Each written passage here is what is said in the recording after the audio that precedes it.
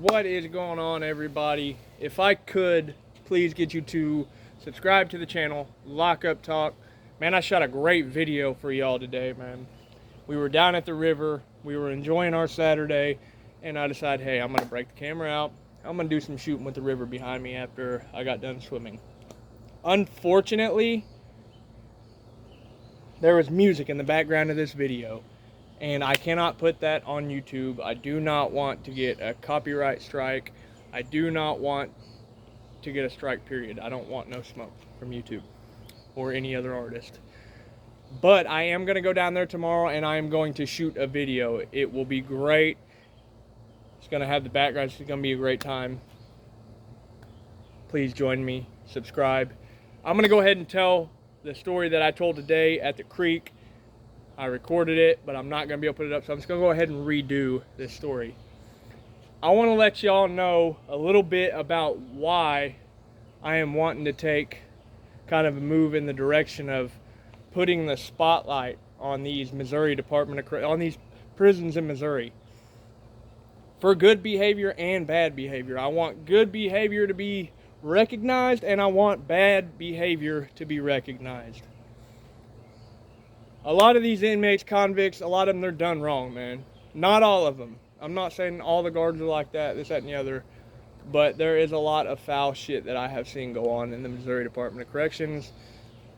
There's a lot of wrong, period, that I've literally watched kick off riots and guards getting stabbed over. And another family, even on the guard perspective of it, a guard shouldn't have to worry about going to prison to do his job and be stabbed because they can't correctly facilitate it with enough guards to run the prison.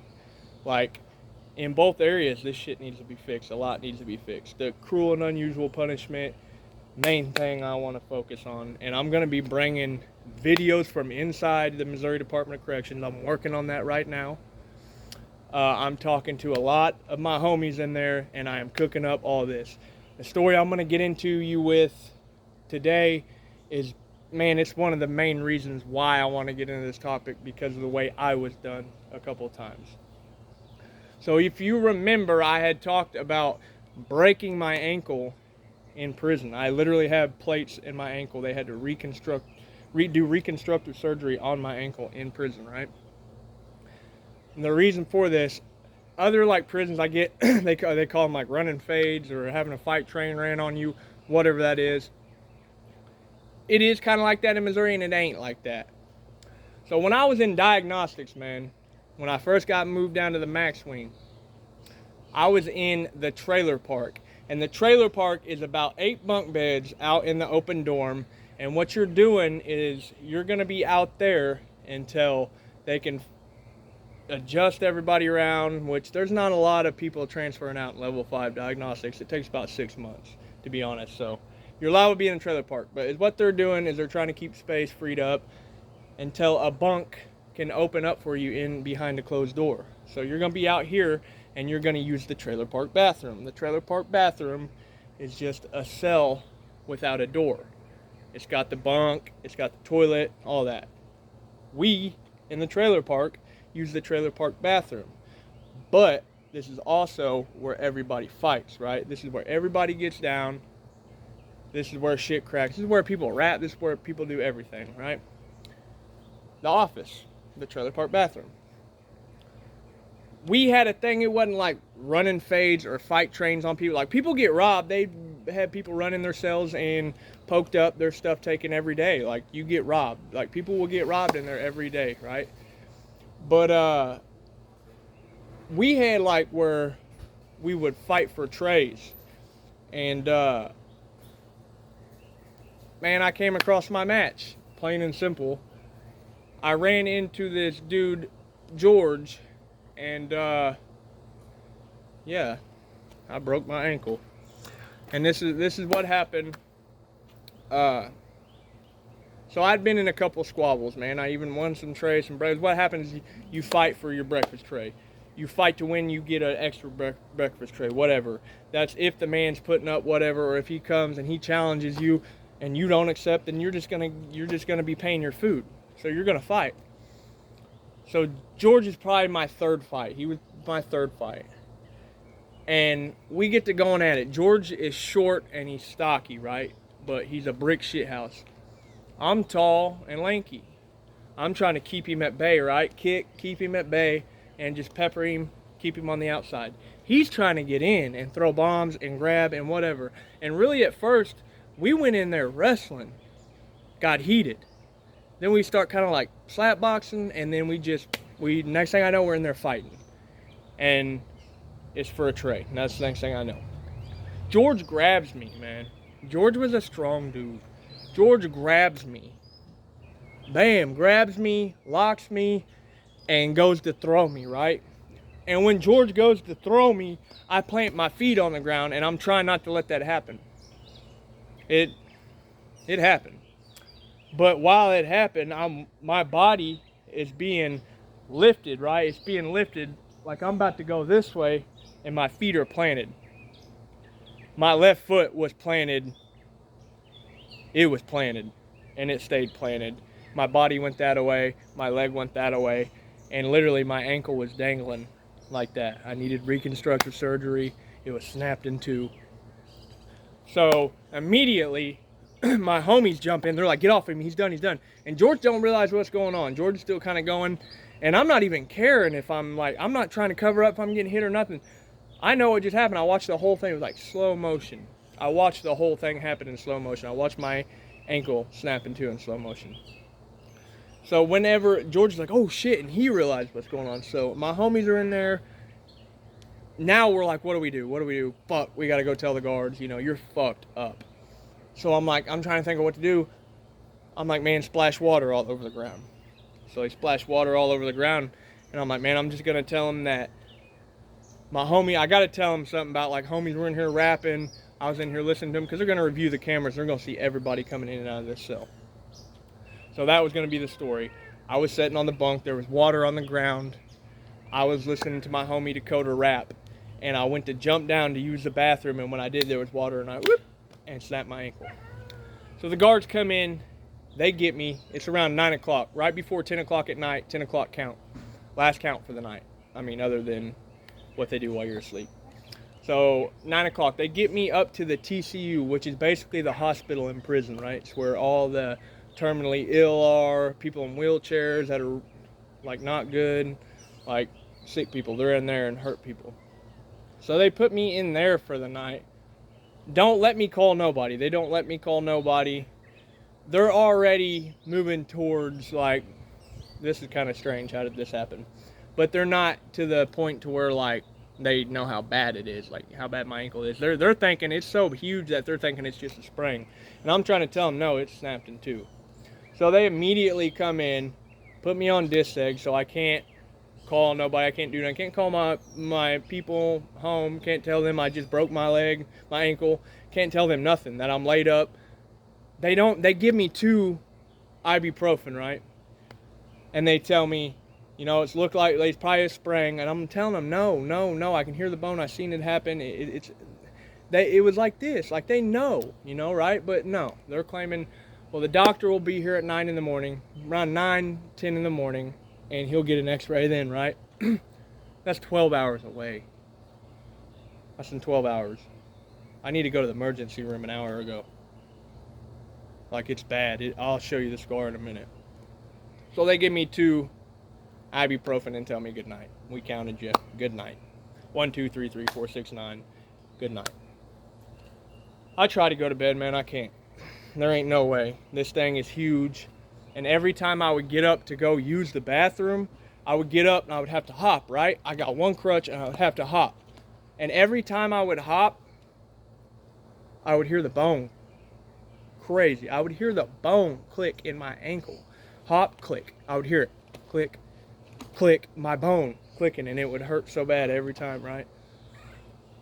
So, okay, I make it through the night in excruciating pain, taking 2 ibuprofen, 200 milligram, over the counter ibuprofen, 200 milligram. I make it through the night. By 9 o'clock, I'm like, man, where is the doctor? I'm ready to see the doctor. I need to see the doctor. About 10 o'clock. So I'm going to say 11 and a half, 12 hours after I snapped my ankle in 2. I finally get to come out of this room they threw me in overnight and get my x-ray taken and see the doctor. I come out, the doctor's like, so we probably got a sprained ankle, huh? No, man. It's not sprained. It's broken, too. It's definitely broke. I'm not sure if it's into, but it's definitely broke. I can hear the bone clicking every time I jump. Like, and it's not, I don't have no control. It won't do nothing. It doesn't work. No, it is not a fracture, sprain, whatever. The x-ray comes back. He immediately comes in the room and says, we got to get you out of here quick. We got to get you to an outside emergency room. You got to have emergency surgery quick. I'm like, I figured. What is it? It's snapped in two. Not only did you snap it in two, but you dislocated it too. So it's snapped in two and dislocated. You need reconstructive surgery immediately. And then they asked me again, how did this happen? Because this did not happen from you jumping off the top bunk. This could only happen if you jumped off the top tier. And it didn't happen from no jump bunk like you claim. You are under investigation for an assault. You're now under, you're not getting out. You're under investigation, basically. They think I've been assaulted. So they put me under investigation. Anybody that knows anything about an investigation in these prisons, they can last anywhere from 1 day to maybe a year.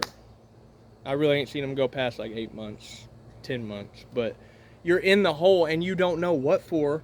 You don't know why you're down there. And you might have an idea if you've done something. You kind of know, like, I'm hemmed up. You know, they got me. But if not, like, something maybe you said over the phone, you don't know. You're down there wondering, like, what the hell did I do? How long am I going to be down here? You can only use the phone one time a month for 10 minutes to call your family. And if you miss that one time a month or they don't answer, you get to talk to them next month. You get to hear, you'll hear their voice next month. Anyway, back to the story.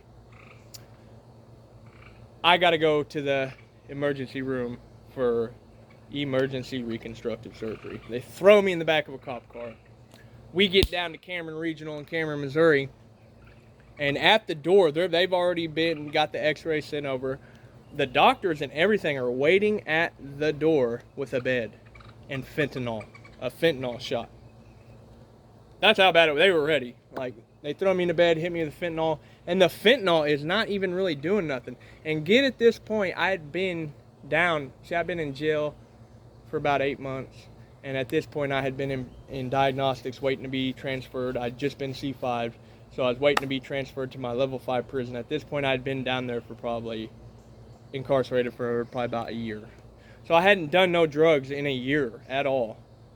Being through jail, I mean, not really done no drugs at all in jail or being through diagnostics. Because diagnostics is like a lockdown in jail too. Like, it's not, until you get to the yard, you're not living at all. But anyway, they get me there, give me this shot of fentanyl, and it is not really doing nothing. So then they hit me with Dilaudid, and that worked. It helped. And they put me on prescription hydrocodone 10, sent me back with those. But they get me there, they're like, man, we have to do emergency surgery. We're going to have to put you under and get this underway. It's snapped in two. We got to put a plate on one side about that long, and we got to put a couple little plates going up the other left side and screws. So I'm like, all right. I wake up. I come up out of my my drug-induced coma. I come up out of it. And I'm like, cool, man, my surgery's done, obviously. And I'm like, so how bad is it? What y'all have to do? Da da da da. Guy's like, man, we could not do nothing. The swelling is too bad.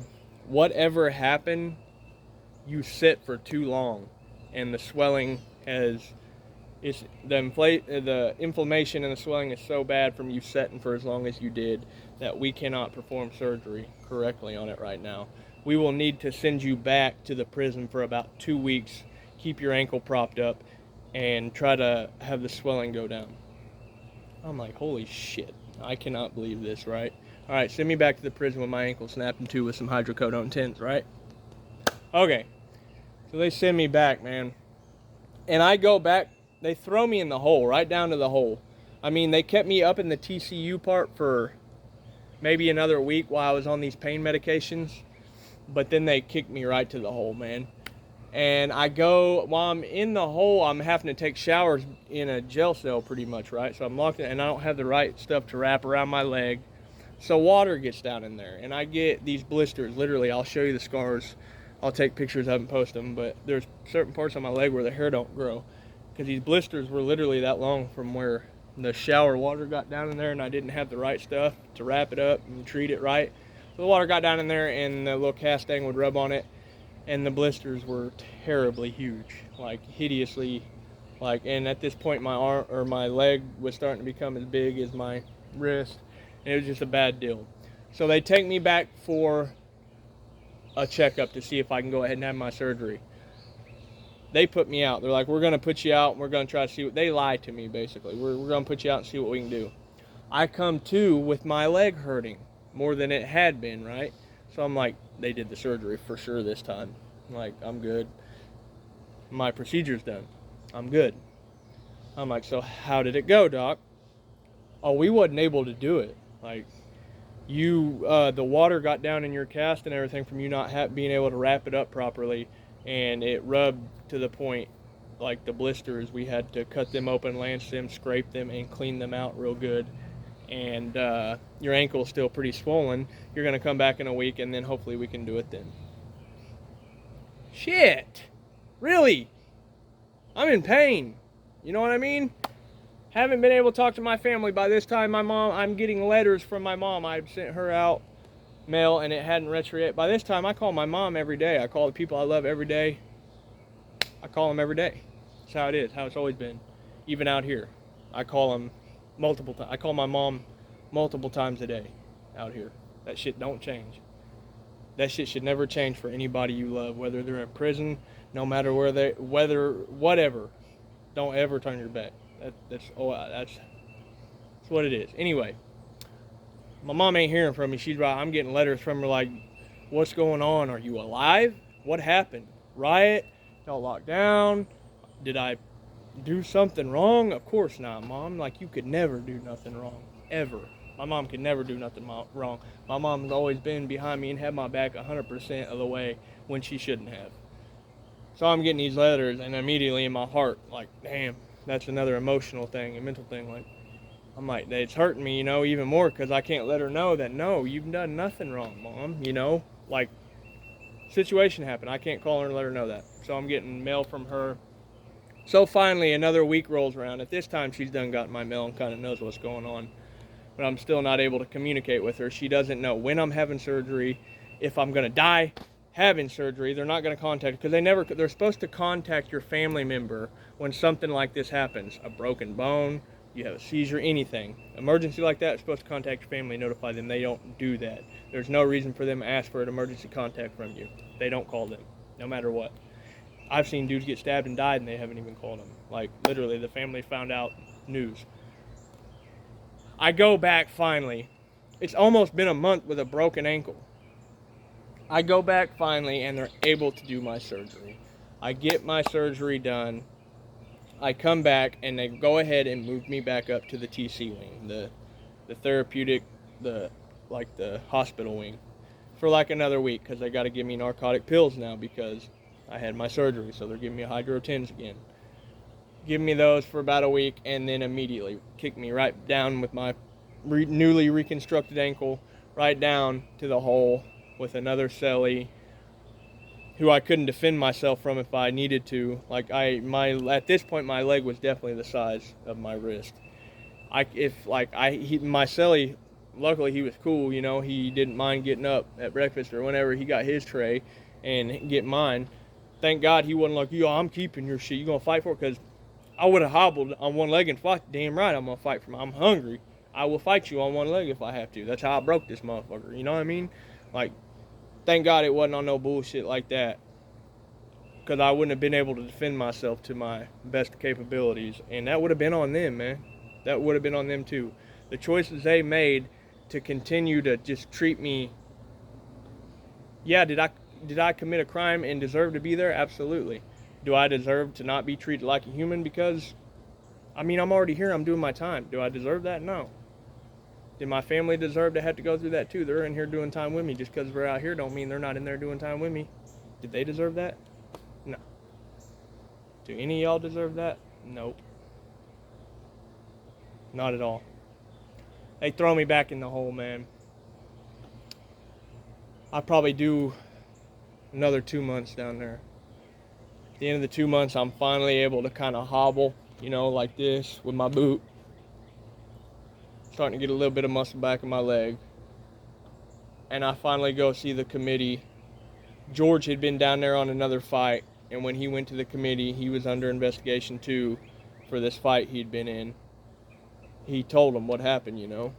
Like, me and that dude are friends. We were friends, you know, for real. And it happens like that. You'll fight your friends in there. When it comes down to food and you being hungry and you want to eat some extra shit, you will fight in there. And you will, or you'll starve. And you'll fight a friend if it comes down to it. Sometimes it's got to be like that. Especially in diagnostics, in jail. I mean, it is what it is, man. I done seen the craziest. But anyway, there it is. And there's numerous other situations like that with other guys that I've had conversations with, that I'm going to be doing interviews with, videos I'm going to be getting. There's guards getting stabbed over short staffing, riots kicking off, causing millions of dollars, $20 million of damage, what shut Crossroads down over short staffing because they wouldn't give the inmates what they were supposed to be giving them, and they were treating them like they were dirt. They were treating them like they didn't matter. That shit gotta stop. And the good behavior, that shit gotta be acknowledged. That shit got to be praised to the highest. That need to be the standard in which we hold these COs and these police officers, all that too, because they took that oath. Yeah, I'm a ex-convict. I chose my path, they chose theirs, right? And now I've chosen a new path, and I won't ever be a convict again, I promise you that. I got to take care of my family, this, that, and the other. I know where I'm at mentally now. We're not even going to get into that. Yeah, that's my story, man. If y'all would, subscribe to Lockup Talk. I got a lot coming your way. Got videos coming your way tomorrow, and I'm going to shoot a video at the river for y'all tomorrow. Would y'all like to go swimming with me tomorrow? Y'all want to come to the river, chat it up with me? Maybe we can do a live. Maybe we can do it. That would be pretty cool. But anyway, we're going to start exposing the corrupt, and we're going to start exposing the good behavior, because it all needs to be brought to the light and treated how it should be. Lockup Talk out. If y'all could like, but most, please let me get a subscription from y'all, man. And I'll keep dropping these bangers, and I'll keep putting video. I'll be getting these videos from prisons in Missouri. I'm trying to do this Missouri prison channel to the fullest and to the best. And I need y'all, man. We can do it. Lockup Talk out.